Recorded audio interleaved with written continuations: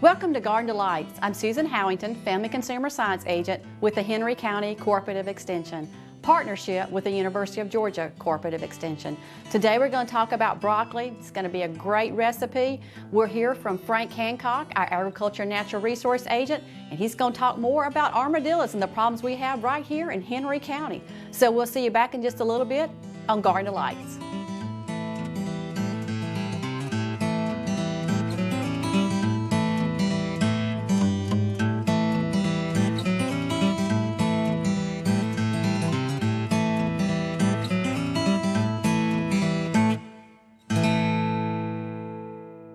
Welcome back to Garden Delights. Today we're talking about broccoli, and you're going to hear from Frank later. But let's talk about broccoli and how much I love broccoli. Now, broccoli is a cool season vegetable, and so this time of year is when you're going to see vegetables growing in people's garden, and you're probably going to see the broccoli. But if you don't have a garden and you want to buy broccoli, it is the best time to buy it is when it's in season. And right now it's getting its peak time as far as in season. So this is the time to buy it. But it is also good as far as the nutrition part of it. So let's talk about broccoli. I have a little bit right here that I'm going to use for my recipe.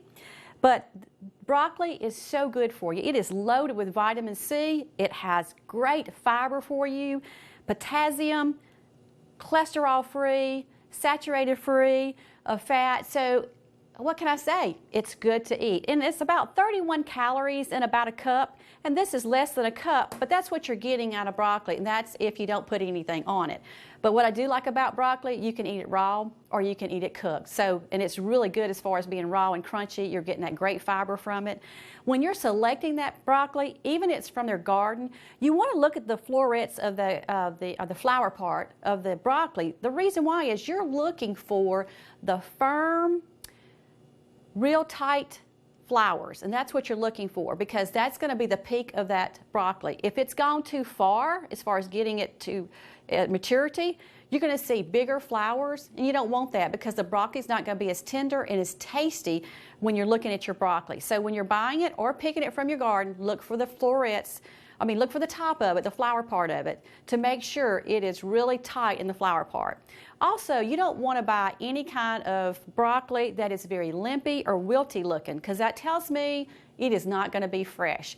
So when you're buying it at the grocery store, pick it up, look at it, look at the flower part of it, and then look at the stem part of it. Make sure it's firm before you pick it out and buy it, because I'm very picky about my vegetables, and when I pick them out, I'm going to pick out the very best one that I'm going to pay my money for, and I want you to do the same thing also. Now, selection is pretty easy as what you're looking for, but let's talk about storage. Broccoli will store in your refrigerator for about 3 to 5 days. Now, when you buy it from the grocery store, a lot of times it has a plastic container around it, and that's okay. You may want to even put it into a Ziploc bag too, just to keep it sealed up, and it'll stay about 3 to 5 days, like I said, but it really, really freezes wonderful.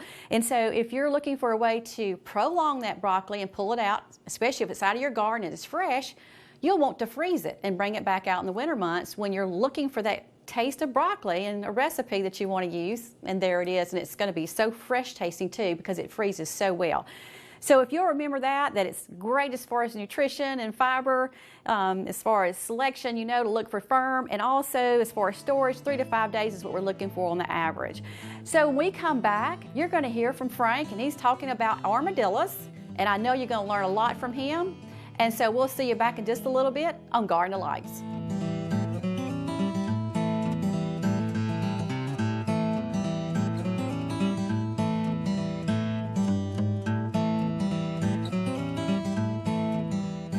Okay, today we're going to talk a little bit about armadillos. I've had a lot of calls about armadillos this summer. I think this was a good summer. They raised plenty of young, and they've been invading people's yards. I think the drought has made them concentrate on folks that are irrigating their lawns and their flower beds. That makes for easier digging. They eat insects and grubs, and if you're watering your lawn, it makes the grubs come up closer to the surface, and it makes the lawn easier for them to dig in. So they're kind of in the anteater category. In fact, they will eat fire ants. If it wasn't for tearing up the turf and the flower beds, you could consider them to be beneficial creatures, because they do eat a lot of insects that we would like to not have around. They're kind of interesting. If you ever walk up on an armadillo and you startle him, he can jump up in the air about this high. He can jump 4 feet off the ground. And when he does, it startles you, and you kind of back up and say, whoa, what is that? And by the time you figure out what's going on, he's already hidden from you, and he's hard to find. I had a friend of mine from Montana was here one time. We were walking through the woods and came up on an armadillo, and it did that. It jumped up in the air, and then it kind of vanished, and he'd never seen an armadillo before, so he wanted to get some pictures of it. And it probably took us 10 minutes to find that armadillo. He was just up under the brush there, hiding from us. They can inflate their intestines in their stomach, and they can float. So if they got to go a long ways across a body of water, they blow themselves up, and although they're pretty good swimmers, they can do a lot of floating when they puff themselves up. They can also swell themselves up like that if a coyote or something gets after them and they go down in their hole. They can swell themselves up in that hole, and the predators will get tired of trying to get them out of there and give up on them before they do any damage to them. They also can hold their breath, they say, for up to 6 minutes. I'm not sure, but they can walk across a body of water on the bottom. If it's not very far, they just hold their breath and walk across the bottom.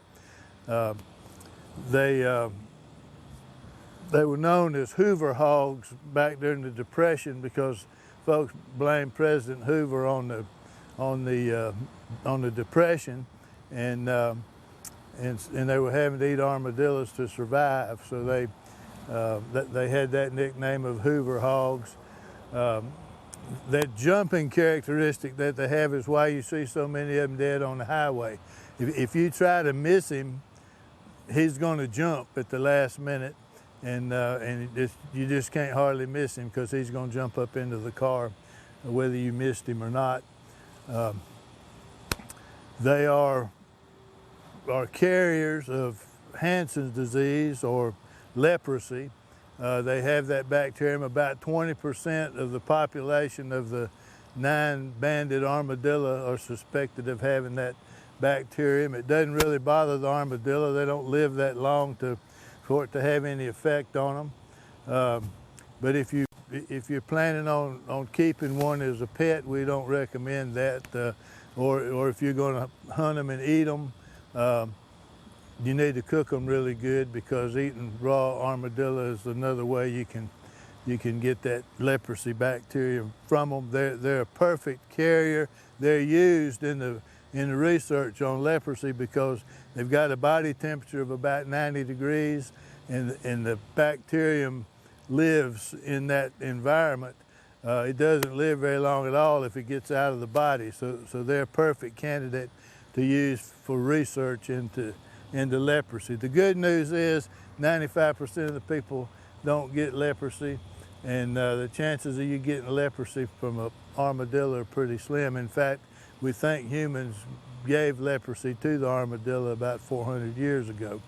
So that is something to consider if you're thinking that you'd like to have one for a pet. They're eating grubs, they're insects and grubs. So in your flower bed where you've got all your mulch put down, as it starts to decompose, insects are part of the decomposition process. So you've got earwigs and centipedes and millipedes and beetles and snails, and all of those kind of things are in that mulch as it composts. So you might want to consider getting rid of their food source as a control mechanism. If you can treat the yard for grubs and get rid of some of the grubs, consider using some inorganic mulching materials. I got a piece of this material just laying here that lets the water through, doesn't let the weeds get through, and it doesn't decompose, so therefore it's not an attracting thing for insects. So if you can do that, you also use some pea gravel on top of it. That makes a fairly attractive place. We've got some pea gravel here in this garden on plastic.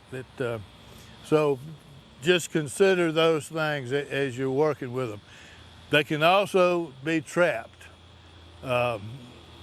We had a class not long ago, and I said we were going to talk about armadillos, and 76 people showed up, and they all had their armadillo stories, and some of them had trapped 17 in the same place, and one guy he'd trapped 13.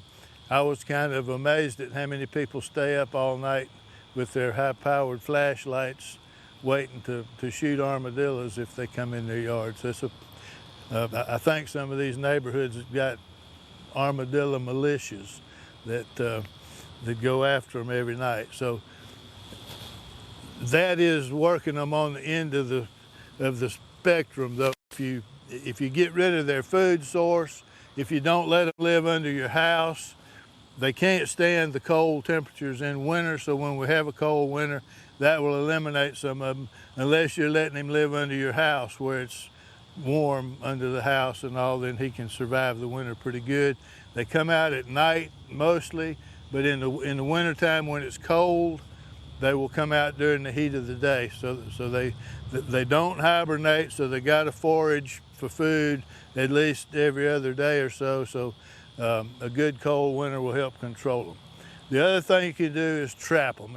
Some people have good results with trapping them using all kinds of cages. Some people build big rabbit boxes, others use steel traps, but they say that the wooden traps that have a door on each end are the most successful. They see through it. They think they're just walking into a tunnel. You don't need to use any bait.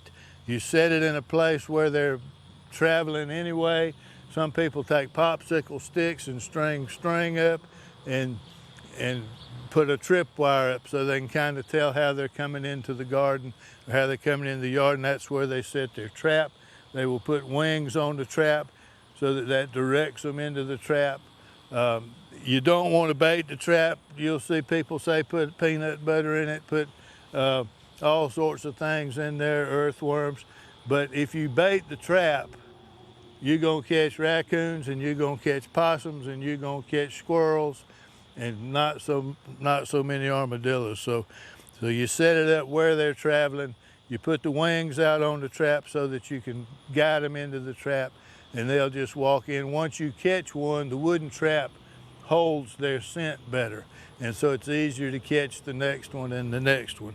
So we built this trap right here that just to give you an idea of what a trap would look like. It's got a little stick on it here that hooks down.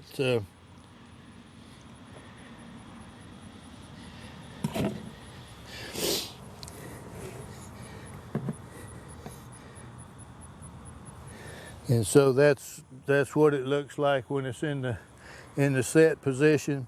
The stick goes down inside, so as they try to walk through it and they interfere with this stick, closes both doors down on them, and so now you have him captured. If you're going to set traps, so you got to check them every day. You can't go trap something in the trap and let it sit there for 3 or 4 days before you go do whatever you're going to do with it. But that's one way that you build a trap to catch them. And like I said, other people have good luck with other traps. The key thing is to set it where they're traveling and just give them something that tracks them into the traps. You can put little fences around some of your plants. An armadillo can climb over a fence, but if you set the fence at about a 40-degree angle around the flower bed, he won't generally mess with that. He'll walk on past it. And that's about what I know about armadillos. We're going to go in here and see what Susan's cooking. I'm betting it's not going to be armadillo though.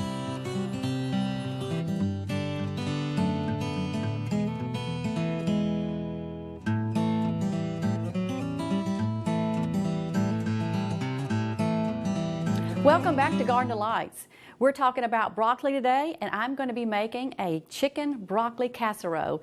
And I'm going to keep it on the low fat stage of it. And so we've talked about our broccoli and how it's wonderful for us, and it's also low as far as calorie goes. So the recipe is pretty simple. And this recipe is going to make a 9 by 13 pan, but I have halved it just for the show so you can see what it looks like, because I want you to see this because you can freeze this very well. And so if you don't want a big one, 9 by 13, you can take it and half it, eat one and freeze it, the other half, and bring it out later. So the recipe is going to call for about 2 cups of cooked rice, and so I already have that cooked. It will tell you to spray your glass container, whatever you're using, with some kind of spray. And so this is about a frozen, like about a 10-ounce bag of broccoli, and so you're going to layer. We're not going to mix it all together. We're going to make it layered because I think it looks even nicer when you look at the side of it, how nice it's going to look with it being layered. So this is about 10-ounce bag, and now this was frozen because I wanted to make sure you understood how well broccoli freezes and how well it looks. Now I did cook it just a little bit in the microwave to warm it up, and look how beautiful the green looks. And I'm going to go ahead and add this other part that I had in this little bowl because I want to make sure we have broccoli all over it. And so that's going to be your first 2 layers. Then the second layer is going to be chicken. And the chicken, you're going to need at least about 2 cups of chicken. You want, or 2 to 3 cups is what you're going to want. It just depends on how much you want as far as the chicken goes. But this is about 3 cups of chicken, and like I said, the other half has already been used to freeze the other part of this. So you're going to have chicken, and this is fat-free sour cream that we're going to add to the chicken. And like I said, I'm going to try to keep it on the low part of it. The other part that we're going to add is, this is light mayonnaise, and this is a 1/2 cup that you're going to add to it. And that's what the recipe is going to say, is about a 1/2 cup.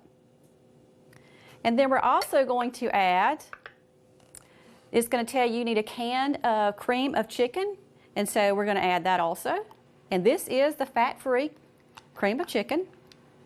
And also too, if you're trying to look for something low in sodium when it comes to your soups, there are soups out there that'll be less sodium in them. So you know, when you're looking at your label, that would be a good point to look at as far as that goes. I'm going to move this around just a little bit. And the last thing it's going to tell you in the recipe is you're going to use this is about a tablespoon of lemon juice, and I've divided it for this half right here. So it's going to just give a little bit of spunk taste to it. And then you also are going to add 8 ounces of light cheese, and you can get fat-free too. And you're going to add this to the mixture, and I'm going to save a little bit out of it. And this part is going to be used for the top of it. So what I'm going to do now, I am going to also, and I have it wrapped up here, I want to add just a little bit of salt and pepper. And I don't know how well I did this, but I didn't want to have to put it in a little bowl, and I don't know how well it's going to come undone, but I'm going to try it. And you don't have to put a whole lot, but I think just a little bit of salt and pepper to taste really can add to it also. So I'm going to just kind of dump that in there. I think I got most of it. And then you're going to just stir this around, mix it really good with the chicken. And the chicken breast, it's on the average, you're going to get about 3 cups of the chicken breast. And you just want to mix this up really good. And this is going to be our 3rd layer. And this smells really good. Just all these mixed together with this chicken smells really good. So sometimes, you'll make a chicken broccoli casserole and it'll tell you to stir everything in together, but today we're just going to layer it. And I think it looks really nice with the layer part of it. And so that way when you're spooning it out, it looks really good. So this is all mixed up. And so what I'm going to do is just move this over, oops, and we're going to just spoon this right on top. And I'm going to try to spread it out after I get it on top.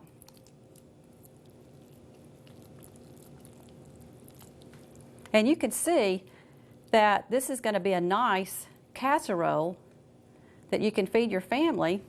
And if it's the whole big casserole, you're going to really have a lot to feed. So we're just going to move this out and around, because when it bakes, this is going to kind of bake down in between the broccoli and the rice. And so it's going to be really a nice mixture when you spoon it out to serve your family also. Going to move it out because I want to make sure it's touching all the way out. And you know how it always ends up, you always have everything in the center of it. So you want to take the center and kind of push it out to make sure you have everything toward the edges too. That really makes it tastier too, where you don't have everything in the center and you're tasting all your chicken in the center instead of on the outer edges also. So that's what it pretty much looks like. Very simple, very tasty. And then the last thing you're going to do is you're going to add a little bit that you reserved from the cheese that you had, and you're just going to sprinkle that on top of it. And then you're going to bake this in an oven about 350, and depending on your oven, you know, every oven's different as far as how fast things will bake. So you'll want to look at that part of it and decide if you're going to go about 30 minutes to 40 minutes. And that really depends on everything that you're cooking, because you want to make sure it's cooked all the way through, and what you're going to see is all this kind of bubbling at the very bottom of your casserole dish, and then you know you've got it hot enough and it's ready to go. So I would say after about 25 to 30 minutes, depending on your oven, check it and see where it is. And then once you bring it out of the oven, it is ready to go. You can leave it just like this and freeze it just like this also, and it would be something you can bring out later. So when we come back, Frank and I will be tasting this chicken broccoli casserole. So we'll see you back in just a little bit on Garden Delights.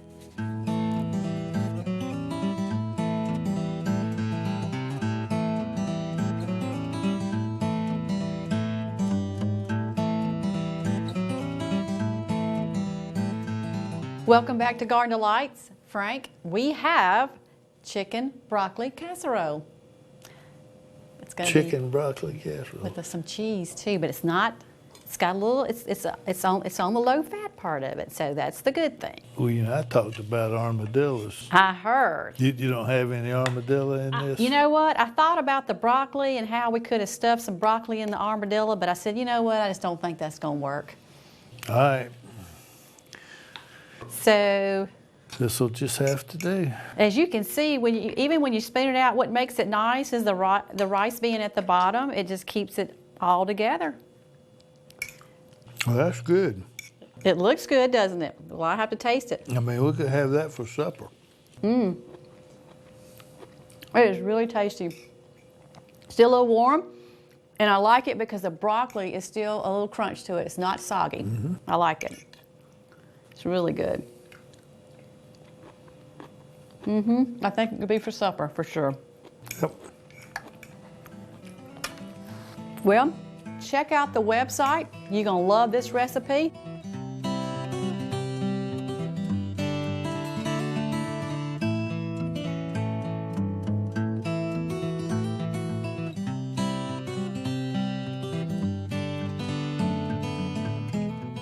And Frank and I will see you next time on Garden Delights.